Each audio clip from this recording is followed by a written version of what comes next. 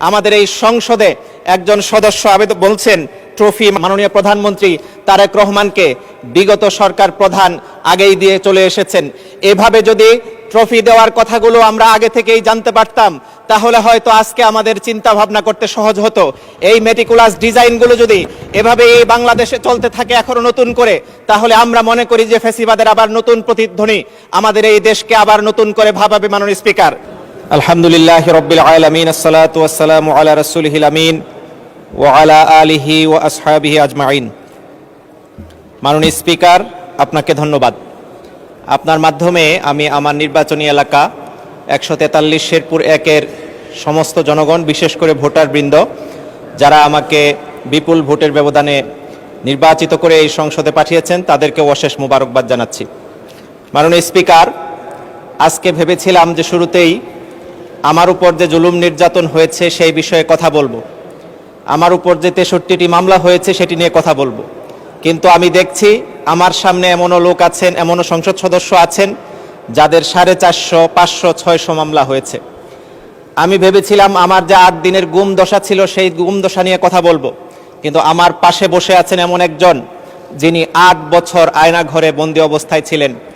আমার পাশে, আমার আশেপাশে এমন সব সংসদ সদস্য রয়েছেন যারা নিজেরা, নিজেদের পরিবারের সদস্যগণ এবং তার আশেপাশে দলীয় কর্মীগণ, দলীয় নেতৃবৃন্দ এমন নির্যাতনের শিকার হয়েছেন যারা 17 বছরের ফ্যাসিবাদের কবলে পড়ে এই গোটা বাংলাদেশে কারাগারের মধ্যে অবস্থান করেছেন। মাননীয় স্পিকার, আজকে আমি এই সব কিছু মিলিয়ে শুধুমাত্র আপনার মাধ্যমে এটুকুই দাবি জানাবো, যাদের কারণে আজকে গোটা বাংলাদেশ কারান্তরীণ ছিল 17 বছর, যাদের কারণে গুম দশা থেকে আমাদের প্রিয় ভাই বোনদের মধ্যে অনেকেই এখনো পর্যন্ত ফিরতে পারলেন না, তাদের ব্যাপারে একটি আশু সুরাহা, আশু বিচার অতি শীঘ্রই আপনার মাধ্যমে আমি কামনা করছি। মাননীয় স্পিকার, আমি মনে করি আমাদের এই বর্তমান সরকার যেমনিভাবে একটি অনন্য নজির সৃষ্টিকারী সরকার, যে উভয় পক্ষ আজকে ট্রেজারি বেঞ্চ এবং বিরোধী দল উভয় পক্ষ আমাদের এই দেশের কল্যাণার্থে কাজ করার জন্য শপথ নিয়েছে, কিন্তু আমরা দেখছি বিগত ফ্যাসিবাদী আমলের যে চেতনা, যে চিন্তাধারাকে সামনে রেখে আমরা দুঃখ পেয়েছি, কষ্ট পেয়েছি, এই সব নতুন করে আবার আয়োজনের জন্য উদ্যোগ নেওয়া হচ্ছে। আজকে বিচারকদের শোকজ করা হয়েছে, সেনা হেফাজতে অপরাধীরা এখনো পর্যন্ত রয়েছে, এখনো পর্যন্ত ফেসবুকে পোস্ট এর মাধ্যমে গ্রেপ্তার করা হচ্ছে, এসব কিছুর কোনো প্রতিকার দেখছি না। মিডিয়ার কন্ট্রোলের মাধ্যমে আমাদের এই দেশের সাংবাদিকদেরকে নিয়ন্ত্রণ করা হচ্ছে। এখন টিভির 5 জন সাংবাদিককে কি কারণে শোকজ করা হয়েছে, কি কারণে তাদেরকে বের করে দেওয়া হয়েছে চ্যানেল থেকে, এই সব কিছুর সুরাহা যদি স্বরাষ্ট্রমন্ত্রী বা মাননীয় আইনমন্ত্রী ব্যবস্থা গ্রহণ করতেন তাহলে হয়তো ভালো হতো। আমরা দেখছি ঠিক একইভাবে মেটিকুলাস ডিজাইন নিয়ে আলোচনা চলছে। আমাদের এই সংসদে একজন সদস্য আবেদন বলছেন ট্রফি মাননীয় প্রধানমন্ত্রী তারেক রহমানকে বিগত সরকার প্রধান আগেই দিয়ে চলে এসেছেন। এভাবে যদি ট্রফি দেওয়ার কথাগুলো আমরা আগে থেকেই জানতে পারতাম তাহলে হয়তো আজকে আমাদের চিন্তা ভাবনা করতে সহজ হতো।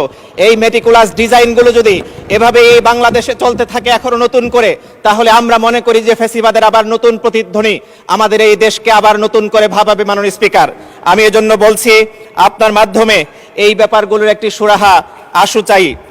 মাননীয় স্পিকার, আধিপত্যবাদ বিরোধী অবস্থান নিয়ে যদি আমাদের এই সংসদ ট্রেজারি বেঞ্চ কথা বলতো তাহলে আমরা বেশি খুশি হতাম।